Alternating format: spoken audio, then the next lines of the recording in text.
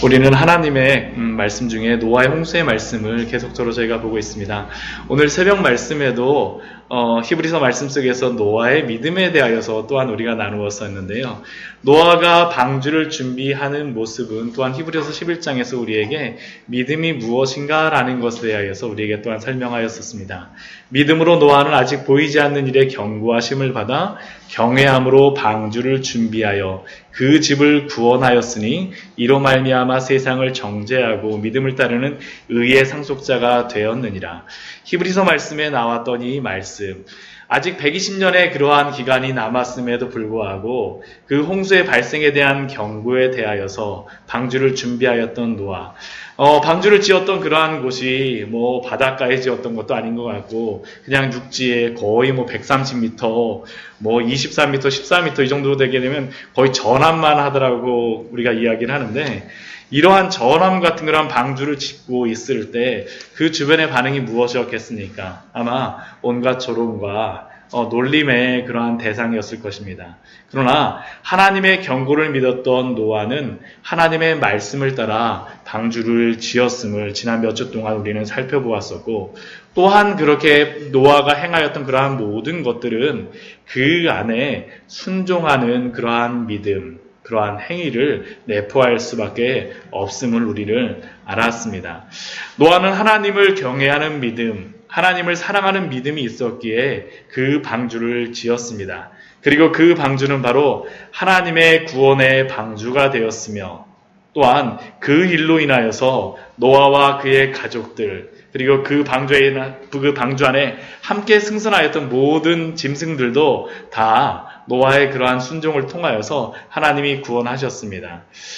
그리고 그 모든 홍수의 때가 지나고 노아와 그의 가족, 모든 들짐승들이 하나님의 말씀에 따라서 다 방주에서 나왔음을 우리는 지지난주의 말씀에서 보았었습니다. 그 하나님의 말씀대로 나오라고 말씀하시고 그대로 나왔던 그러한 말씀이 바로 앞부분에서 우리가 있었죠. 우리가 8장 우리 그 앞에 15절 말씀서부터 보게 되면 이렇게 기록이 되어 있습니다. 우리 16절 말씀부터 19절까지의 말씀을 한번 읽어보도록 하겠습니다. 내 아내와 내 아들들과 내 며느리들과 함께 방주에서 나와고 너와 함께한 모든 혈육 있는 생물 곧 새와 가축과 땅에 기는 모든 것을 다 이끌어내라. 이것들이 땅에서 생육하고 땅에서 번성하리라 하시매 노아가 그 아들들과 그의 아내와 그 며느리들과 함께 나왔고 땅 위의 동물 곧 모든 짐승과 모든 기는 것과 모든 새도 그 종류대로 방주에서 나왔더라.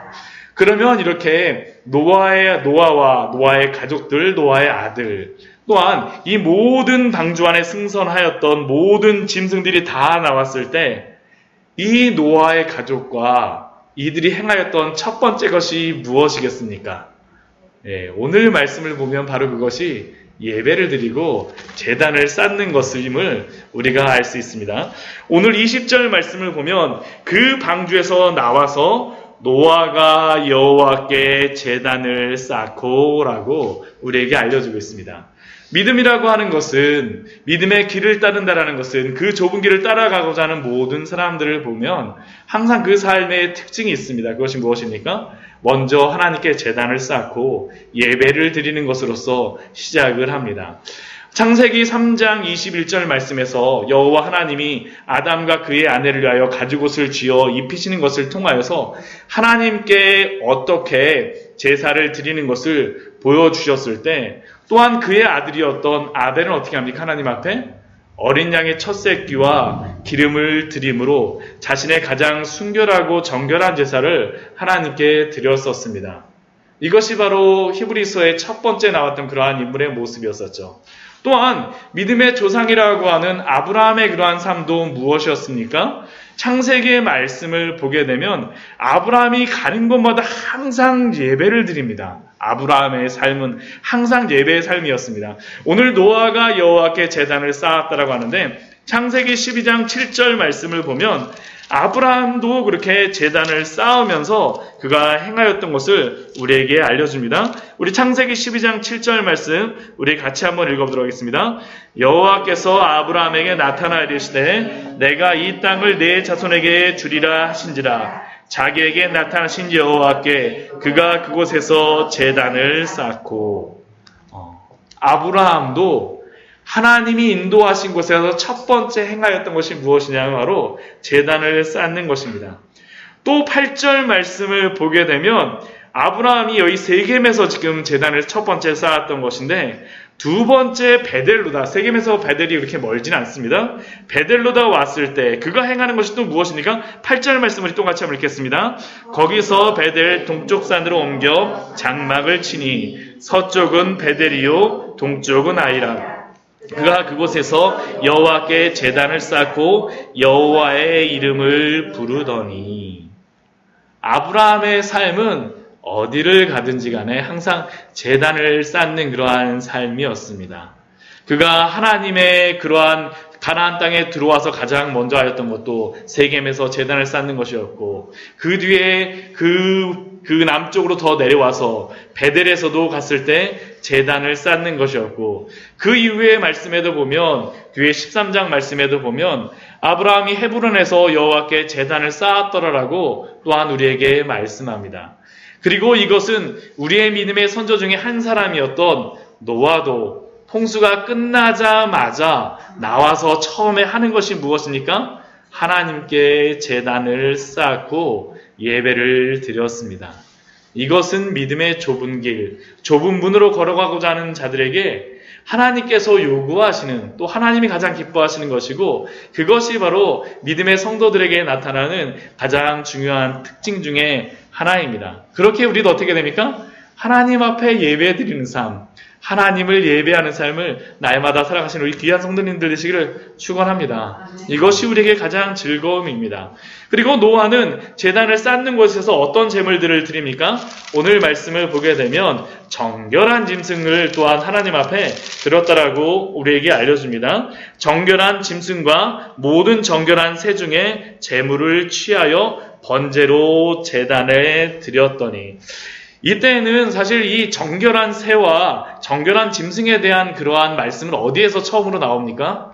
레위기에서 나옵니다. 레위기. 그런데 창세기에서 이 정결한 짐승과 정결한 새 또한 번제라는 것이 나오고 있습니다. 결국 이 이야기는 무엇이냐면 이 레위기 말씀에서 하나님이 명시적으로 우리에게 주셨지만, 그러나 우리의 믿음의 조상들은 하나님 앞에 드리는 그러한 일반적인 예배 드리는 그러한 것들에 대해서 이미 어느 정도는 알고 있었다라는 것입니다. 그래서 노아는 하나님 앞에 정결한 짐승과 정결한 새로 또한 번제로서 하나님 앞에 드렸습니다. 번제는 어떻게 드리는 것입니까? 모든 것을 다 불태워 드리는 거죠. 전부 다 드리는 것입니다. 그리고 이 안에는, 번제를 드리는 안에는 또한 죄를 속하는 그러한 의미도 있습니다. 자신들이 이전에 지었던 그러한 모든 죄에 대하여서 또한 나오자마자 하나님 앞에 자신들의 죄를 고백하며 또한 자신들을 지키신 그 하나님 앞에 감사하며 드렸던 그러한 번제가 바로 노아가 나와서 첫 번째로 드렸던 그러한 예물이었습니다. 그러한 예배였습니다. 그때 하나님께서는 어떻게 하십니까? 우리 21절 말씀 우리 같이 한번 읽어볼까요? 여호와께서 그 향기를 받으시고 그 중심에 이르시되 내가 다시는 사람으로 말미암아 땅을 저주하지 아니하리니 이는 사람의 마음이 계약하는 바가 어려서부터 악함이라. 내가 전에 행한 것 같이 모든 생물을 다시 멸하지 아니하리니. 하나님께서 그 향기를 받으시고 이제 다시는 그 땅을 저주하지 아니하시겠다라고 약속하여 주셨습니다. 다시는 노아의 홍수와 같은 일을 통하여서 그 생물들을 멸하는 것을 더 이상 하지 않겠다라고 약속하여 주신 것입니다. 그런데 이 중간에 보면 왜 그 하나님께서 다시 멸하지 않겠다라고 그 이유를 말씀하시냐면 사람의 마음이 계획하는 바가 어려서부터 악하기 때문이다라고, 이 이유 때문에 하나님이 더 이상 생물을 멸하지 않겠다라고 말씀하십니다. 그런데 재미있는 것은 무엇이냐면 하나님이 사람들을 멸망시키실 때 이유가 무엇이었습니까? 바로 사람의 마음이 계획하는 바가 어려서부터 악하였기 때문이었습니다.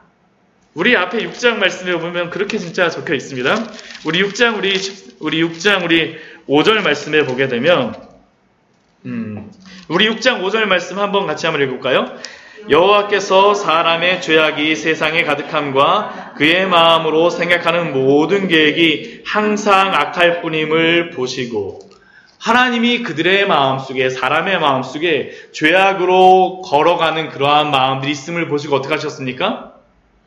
심판을 내리신 거였습니다. 그런데 지금 이 노아의 홍수가 끝난 다음에 어떻게 됩니까? 그 이유 때문에 이제 더 이상 하나님께서 그 생물들을 다시 멸하지 않겠다라고 말씀하십니다. 사람들은 그래서 이 부분을 어떻게 해석을 하기도 하냐면, 야, 사람들이 아무리 심판을 내려봤자 하나님이 아무 소용이 없구나 그러셔갖고 사람을 포기하셔서 그냥 이렇게 더 이상 하지 않겠다라고 해석하기도, 생각하는 그러한 사람들도 있습니다. 그런데 하나님이 왜 이렇게 더 이상 심판을 베풀지 않겠다라고 말씀하시겠습니까?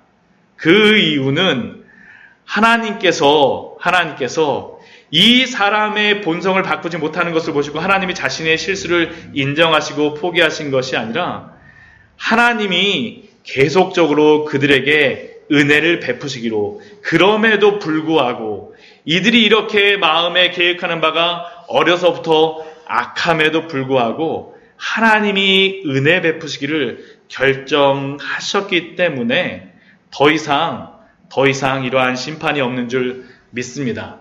만약 하나님이 지금도 우리의 죄악을 보고 이렇게 심판하신다 그러면 어떻겠습니까? 아마 여기 앉아 계실 수 있는 분 몇 분이나 계실지 잘 모르겠습니다. 하나님의 은혜입니다. 사실은 하나님의 은혜입니다. 하나님이 은혜 베푸시기로 계획하셨기 때문에. 그 22절 말씀을 보게 되면, 그래서 하나님이 약속을 주시는 것이 있습니다. 땅이 있을 동안에는 심음과 거둠과 추위와 더위와 여름과 겨울과 낮과 밤이 쉬지 아니하리라. 이 말씀이 무엇이겠습니까? 비록 인간이 심판을 당한 일이 있더라도 이런 반복되는 일들을 통하여서 하나님께서는 참으시고 기다려 주시겠다라는 것을 우리에게 알려주시는 것이고, 또한 이러한 시간들 속에서 하나님께서 은혜를 베풀어 주시겠다라고 우리에게 말씀하십니다. 이러한 반복되는 시간 가운데, 그러나 끝이 있는 시간입니다. 언제까지입니까? 땅이 있을 동안에는. 이러한 시간 가운데, 이러한 일상의 일들을 통하여서 하나님은 당신의 구원의 사역을, 또한 그 은혜를 베푸시겠다라는 것이 바로 이 말씀 속에는 스며들어 있는 것입니다. 우리가 이제 창세기 오늘 8장 말씀을 보았지만, 창세기 11장 말씀 후반절서부터는 누가 나옵니까? 그 유명한 아브라함이 나옵니다. 하나님은 심음과 거둠과 추위와 더위와 여름과 겨울과 낮과 밤이 흘러가는 가운데 누구를 택하십니까? 아브라함을 택하시고, 또한 또 아브라함을 통하여서 또 누구를 주십니까? 이삭을 주시고, 또한 야곱을 주시고, 야곱을 통하여서 12지파를 통하여서 이스라엘이라는 나라를 세우시고, 다윗을 세우시고, 또 누구를 우리에게 주시는 것입니까? 예수 그리스도를 우리에게 주심으로 말미암아 그 시간의 흘러감 가운데 우리를 구원하시기로 작정하신 것이 바로 이 말씀 속에는 우리에게 있는 것입니다. 그러기에 이 말씀은 하나님이 우리에게 은혜를 베풀어 주심에 대한 그러한 귀한 말씀인 줄 믿습니다. 그리고 이 이후의 말씀을 보게 되면 하나님이 노아와 언약을 맺으시는 그러한 말씀이 나와 있습니다. 오늘 8장 20절에서부터 22절까지의 말씀을 좀 더 구체적으로 하나님이 언약이라는 형태로 노아와 이제 언약을 맺어주십니다. 오늘 9장 1절 말씀을 보게 되면 하나님께서는 노아와 그 아들들에게 홍수가 끝난 후에 복을 내려주십니다. 복을 내려주십니다. 어떤 복을 그들에게 주시겠습니까? 생육하고 번성하여 땅에 충만하라는 그러한 복을 주십니다. 그런데 이것은 저희가 많이 보았던 말씀이었죠. 어디서 보았습니까? 창세기 1장 28절에서도 봤었죠. 벌써 찾으시네요. 한번 찾아보도록 하겠습니다. 창세기 우리 1장 28절 우리 한번 말씀 한번 보도록 하겠습니다. 몇 번 찾아보니까 눈에 쑥 들어오시죠? 네. 우리 창세기 1장 28절 말씀에 보면 하나님이 사람을 창조하시고 나서 복 주셨던 말씀이 바로 이 말씀이었습니다. 우리 같이 한번 읽어볼까요? 하나님이 그들에게 복을 주시며 하나님이 그들에게 이르시되 생육하고 번성하여 땅에 충만하라. 땅을 정복하라. 바다의 물고기와 하늘의 새와 땅에 움직이는 모든 생물을 다스리라 하시니라. 하나님이 다시 한번 노아와 그의 아들들을 통하여서 이 축복을 다시 주시는 겁니다. 노아라고 하는 인물은 다른 인물이 또 다른 아담이라고 할 수 있습니다. 다시 한번 재창조 하시는 그러한 장면이 바로 이 노아의 홍수라고 할 수 있는데 아담에게 주셨던 그 언약의 그러한 약속을 노아와 그의 아들들에게 주시는 겁니다. 그런데 이 노아에게 주셨던 그러한 언약과는 조금 약간 다른 부분이 있습니다. 그 노아와 아담에게 주셨던 언약. 그 차이가 무엇이겠습니까? 생육하고 번성하여 땅에 충만한 다음에 아담에게 조금 더 주셨던 그런 게 있죠. 땅을 정복하고 땅을 다스리라 라는 그러한 명령이 있었는데 이 홍수가 끝난 다음에는 정복하고 다스리라라는 그러한 말씀은 없습니다. 그렇지만 이 2절 말씀 이후에 보게 되면 그러나 또 다른 의미에서 그러한 하나님께서 만드셨던 그 이전에 다른 피조물들을 정복하고 다스리는 것을 다른 것으로서 말씀하십니다. 그것이 무엇입니까? 네. 음식으로서 그 짐승들을 사람에게 주시는 것입니다. 우리 먼저 2절 말씀을 보게 되면 땅의 모든 짐승과 모든 새와 땅의 모든 것과 모든 물고기가 어떻게 하냐 하면 두려워하게 합니다. 그리고 또한 무서워하게 합니다. 그리고 이것들을 노아와 그의 아들들의 손에 붙였다라고 말씀합니다. 그러니까 결국 이 얘기는 무엇이겠습니까? 노아와 그 아들들이 이러한 땅의 모든 짐승을 다스린다라는 것이 이 안에 내포되어 있다라고 할 수 있습니다. 그런데 그 손에 붙임으로 말미암아 하나님이 조금 더 거기에서 더 추가하시는 것이 있죠. 그것이 무엇이냐면 모든 산동물을 그 노아와 그의 아들들에게 무엇으로 주십니까? 먹을 것으로 주십니다. 채소같이 먹을 것으로 너희에게 주노라라고 말씀하십니다. 이전에 이 말씀을 보면서 그러면 이전에는 육식을 안 했나요? 라고 질문하시는 분들이 있습니다. 명확하진 않습니다. 그러나 앞에 보게 되면 그 아벨 같은 경우도 어떻게 합니까? 하나님 앞에 제사를 드리면서 첫 양 새끼를 잡았다는 그러한 말씀들이 있게 되면 먹었는지 안 먹었는지 모르지만 짐승을 키우고 또한 제물을 드리기 위해서 하나님 앞에 그러한 생명을 빼앗는 일들은 있었다라는 것은 우리는 알 수 있습니다. 그러나 노아의 홍수가 끝난 다음에는 어떤 일이 있겠습니까? 이전에 키웠던 그러한 모든 과일나무들이라든가 그런 것들이 다 어떻게 되겠습니까? 다 없어졌기 때문에 먹을 것들이 없었을 것입니다. 그래서 이러한 짐승들은 아마 정결한 짐승이었을 것입니다. 그러한 것들을 먹을 것으로 노아와 그의 아들들에게 주셨고, 그러나 한 가지의 그러한 예외사항이 있습니다. 그것이 무엇입니까? 그러나 고기는 그 생명되는 핏째 먹지 말 것이니라. 그러니까 결국 이 말씀 안에는 무엇이 있습니까? 하나님이 그러한 모든 산 동물을 음식으로 주셨지만 그러나 그 생명되는 핏째 먹지 말라라고 하심으로 말미암아서 한계를 주셨다라는 것입니다. 한계를 주셨다라는 겁니다. 아무나 우리의 아무 짐승이나 우리의 유흥이나 즐거움을 위하여서 그 생명되는 핏째에 피를 마음껏 흘리지 말라라는 것이 또한 이 말씀 속에는 들어있다라고 우리는 알 수 있습니다. 결국 그러니까 우리가 하나님의 형상을 가진 자로서 또한 이전에 아담에게 주셨던 그 약속이 다시 한번 이 말씀 속에는 들어와 있음을 우리가 알 수 있습니다. 그런데 이 핏째 먹지 말라라는 것을 통하여서 이 단순히 핏째 먹지 않는 것뿐만 아니라 여기서 또 한 가지 더 나아가서 말씀하시는 것이 있습니다. 그것이 무엇이냐면 살인에 대한 것을 하나님께서 말씀하십니다. 우리 5절, 6절 말씀 우리 같이 한번 읽어보도록 하겠습니다. 내가 반드시 너희의 피, 곧 너희의 생명의 피를 찾으리니 짐승이면 그 짐승에게서 사람이나 사람의 형제면 그에게서 그의 생명을 찾으리라. 다른 사람의 피를 흘리면 그 사람의 피도 흘릴 것이니 이는 하나님이 자기 형상대로 사람을 지으셨음이니라. 우리 5절 말씀에 보면 내가 반드시 너희의 피, 곧 너희의 생명의 피를 찾으리니 라는 이 말씀이 있고 또한 그의 생명을 찾으리라 라는 이러한 말씀이 있는데 이 찾다라는 의미 속에는 무엇이냐면 값을 치른다라는 의미가 있습니다. 결국 하나님이 생명의 주인이시기 때문에 함부로 생명을 해치는 일들을 하지 말라라고 하나님이 말씀하여 주시는 것입니다. 짐승이면 그 짐승에게서 만약 짐승이 사람을 해치게 되면 그것에 대해서 그 짐승의 그러한 그 잘못한 것에 대해서 책임을 물을 것이고요. 또한 사람이나 사람의 형제가 또한 그 피를 흘리게 되면 어떻게 된다는 겁니까? 하나님이 거기에 대해서 값을 치르게 하시겠다라는 것이 하나님의 심판이 있을 것임을 우리에게 알려주십니다. 왜 그렇습니까? 하나님이 생명의 주인이시기 때문이죠.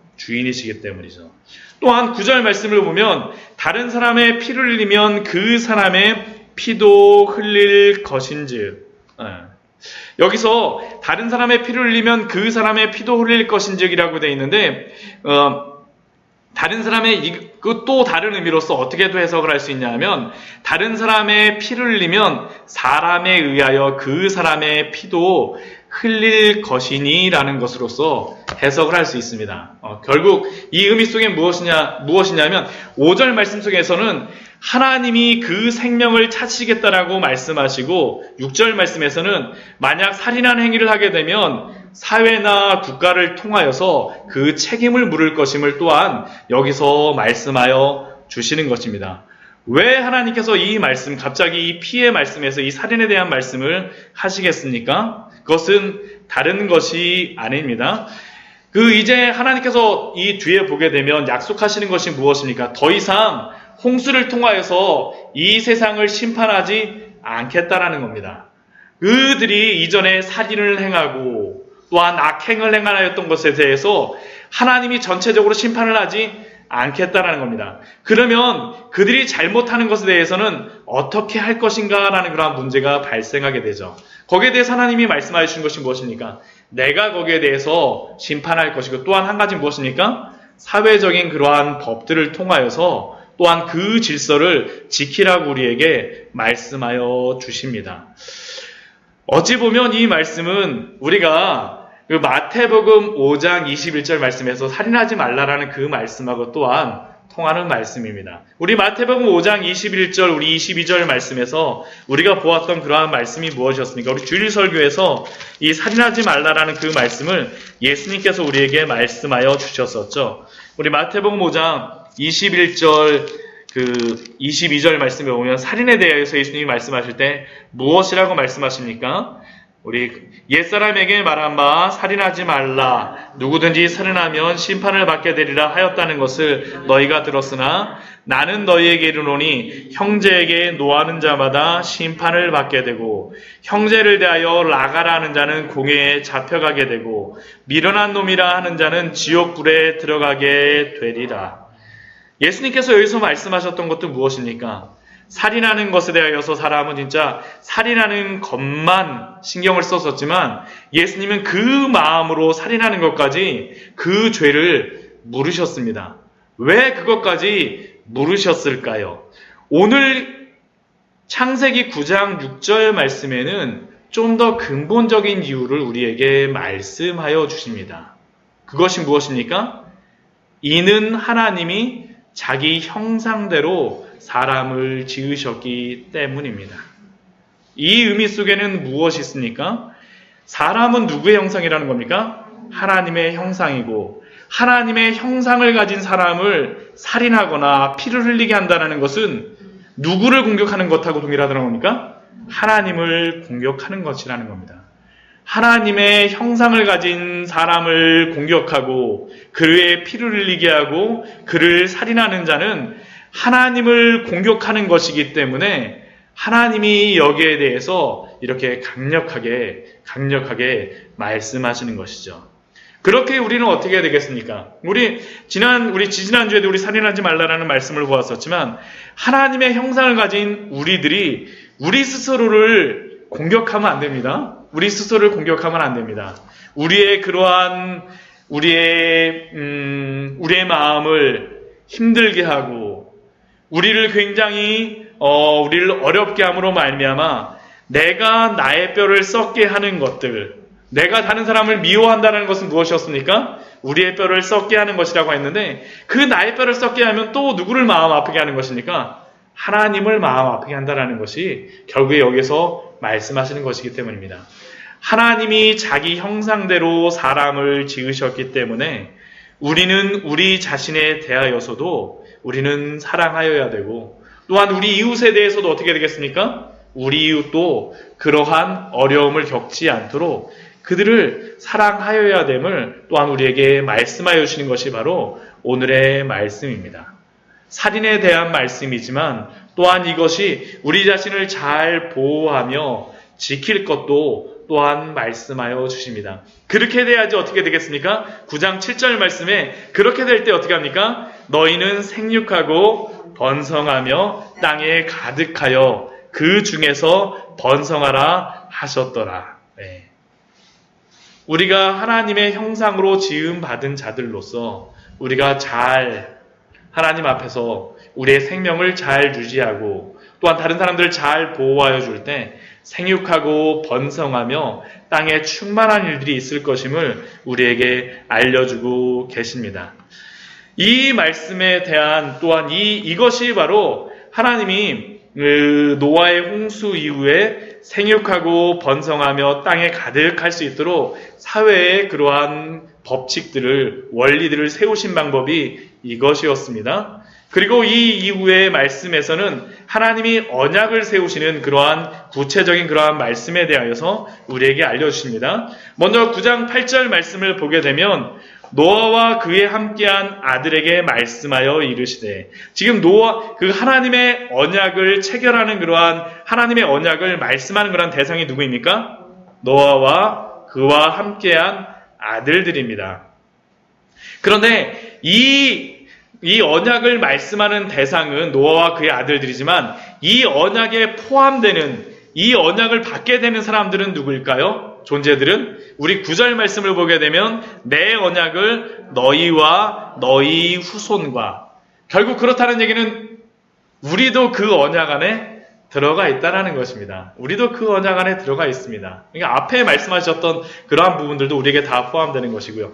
근데 또한 사람만을 포함하고 있지 않습니다. 우리 10절 말씀을 보면 또 누구도 이 언약 안에 포함되고 있으니까 너희와 함께한 모든 생물, 곧 너희와 함께한 새와 가축과 땅의 모든 생물에게 세우리니, 하나님이 이 언약을 사람과만 세운 것이 아니라 노아와 방주에 함께 있었던 모든 생물들과도 함께 세우셨습니다.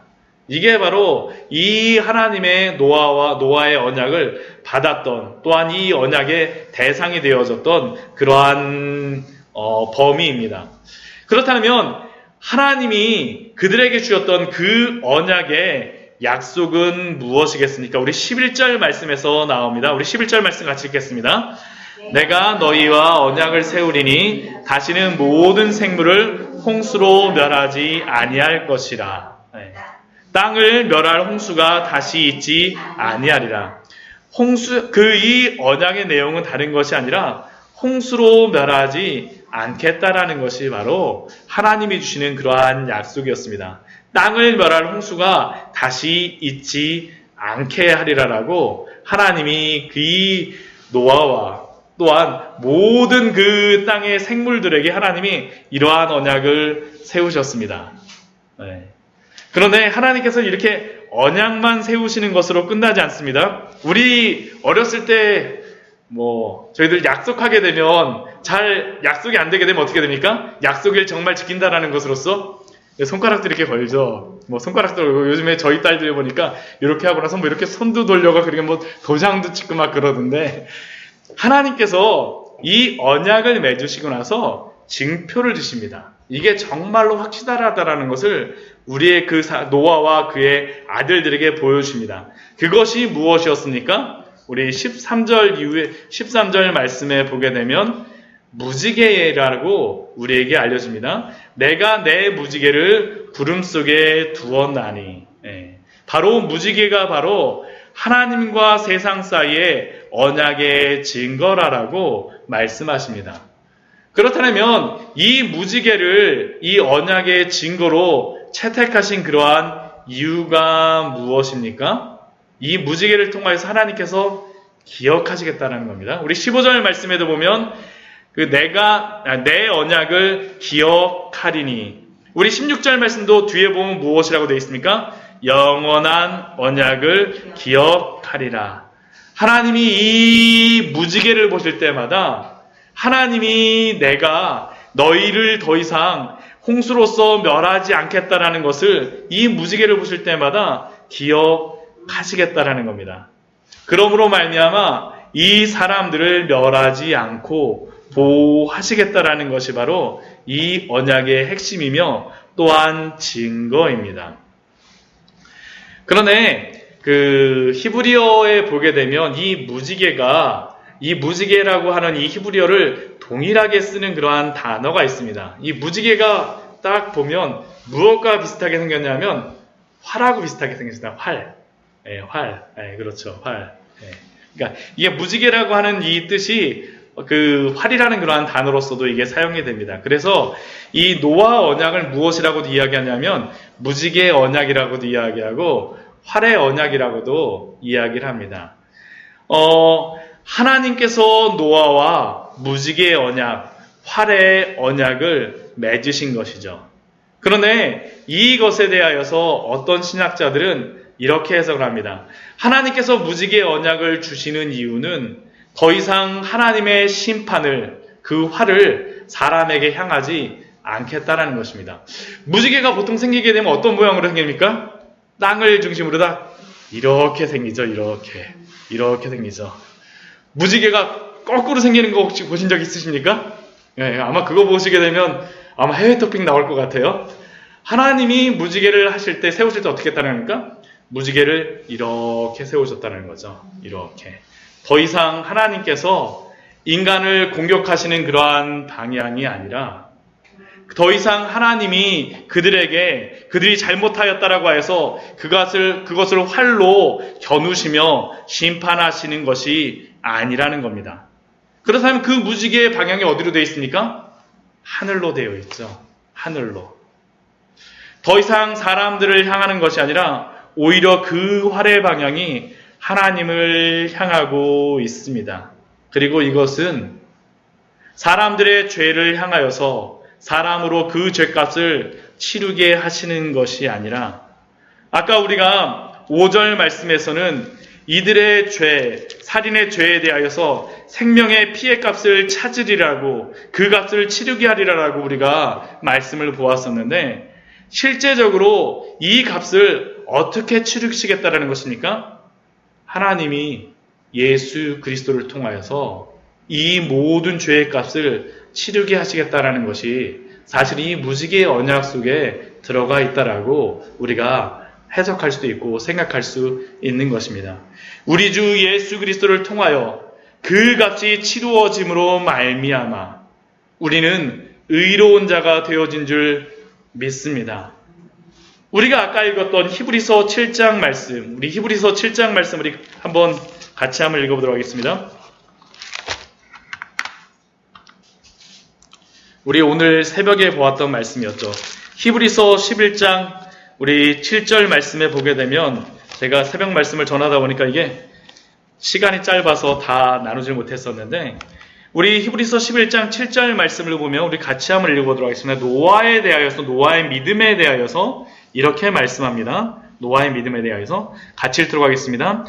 믿음으로 노아는 아직 보이지 않는 일에 경고하심을 받아 경외함으로 방주를 준비하여 그 집을 준비하였으니 이로 말미암아 세상을 정죄하고 믿음을 따르는 의의 상속자가 되었느니라. 우리 뒤에 보게 되면 믿음을 따르는 의의 상속자가 노아가 되어졌다라고 우리에게 알려줍니다. 우리가 믿음을 따르는 의의 상속자가 될 수 있는 유일한 방법이 무엇입니까? 그것은 바로 예수 그리스도를 통하여서만 우리가 의롭게 되어진다라고 우리에게 말씀하여 주신 것이죠. 노아도 믿음으로 믿음을 따르는 의의 상속자가 되어졌던 그러한 이유는 무엇이겠습니까? 히브리서 말씀에서 계속 말하고 있는 것은 우리 주 예수 그리스도의 제물이자 제사장 되심을 노아의 홍수, 오늘 노아의 언약을 통하여서 노아는 보았다라는 것이죠. 그는 오실 예수 그리스도를 통하여서 의의 상속자가 될 수 있음을 그는 믿었다라는 것을 이 히브리서 11장 7절 말씀은 우리에게 알려주고 있습니다. 오늘 말씀 우리 노아가 오직 예수 그리스도의 생명에 대한 값지르심을 바라보면서 첫 번째로 방주에서 나오자마자 드렸던 것이 무엇입니까? 번제를 드리죠. 번제. 자신의 그러한 모든 죄에 대하여서 예수 그리스도를 바라보며 번제를 드렸었고 제단을 쌓았었고 또한 하나님께서 이 무지개의 언약을 주심으로 말미암아 활의 언약을 주심으로 말미암아 그들의 그러한 어려서부터 그들은 그들의 죄를 해결할 수가 없었지만 이 문제를 해결할 수 있는 분을 누구를 바라보게 되어지는 겁니까? 이 언약을 주신 하나님으로 통하여서 오실 그 예수 그리스도를 바라봄으로 말미암아 노아는 믿음의 상속자가 되었음을 우리에게 알려주고 있습니다. 말씀을 정리하도록 하겠습니다. 오늘 노아의 홍수 이후 노아의 언약을 통하여서 홍수 이후의 시대의 대표자로서 하나님께서는 노아와 언약을 맺으십니다. 그리고 노아가 하나님과 맺은 이 언약은 예수 그리스도를 바라보는 믿음으로 의의 상속자가 되었음을 또한 우리에게 알려줍니다. 우리들도 예수 그리스도 안에서 오직 예수 그리스도로 인하여서 주어지는 그 언약 안에서 우리의 모든 죄와 모든 것들이 해결되었음을 믿고 그 은혜 안에 살아가시는 믿음의 좁은 길을 가시는 믿음의 순종의 길을 가시는 우리 귀한 성도님들 되시기를 축원합니다.